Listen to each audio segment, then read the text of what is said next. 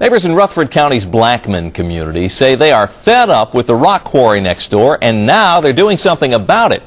Tonight, several of those neighbors have filed a lawsuit citing noise, dust, and, of course, vibrations. What's more, they say the quarry is violating county codes by blasting deeper than what's even allowed. This all comes as the quarry's owners try to expand the 25-year-old facility. Fox 17's John Dunn talks to some of the people who say it has to go. You know, that tall building right there on the right. Gerald Sullivan isn't too fond of his neighbor.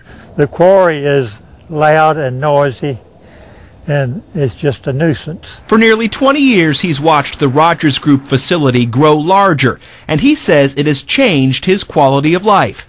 Sullivan points to a cracked foundation and several pictures of dust layering his property. Dust would be coming through the trees so heavy it looked like a fog. Now, Sullivan and several of his neighbors have hired an attorney. They say the quarry is a nuisance, and what's more, they believe the owners have violated the original 1985 site plan, which limited the quarry's depth to 60 feet. You can see of how deep that they've blasted down to the quarry. Neighbors claim it's now more than 300 feet deep. We think that they've exceeded what they were originally authorized to do, and we think it's time for them to find another place to quarry rock. We asked Rogers Group for an interview, and they released a statement saying they won't comment on the pending lawsuit. However, they tell us they take their commitment to the community very seriously.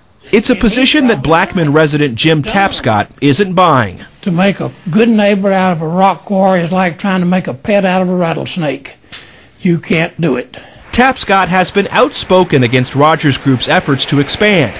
He also showed us a cracked foundation he thinks is the result of blasting, and he claims the dust from the quarry affects his breathing. His hope in joining the new lawsuit is clear. Put a lock on and let it rust. That's what I'm looking forward to. While Rogers Group isn't commenting, neighbors aren't afraid to share their opinions. I'd like to see it gone completely. But it'll be a court who will ultimately decide. In Rutherford County, John Dunn, Fox 17 News. Now, the new lawsuit also names Rutherford County's codes director for not enforcing the original 1985 site plan. We contacted County Attorney Josh McCreary for his comment, but he did not respond. Covering the Capitol tonight, a push that would require people in Tennessee convicted of DUI to have ignition locking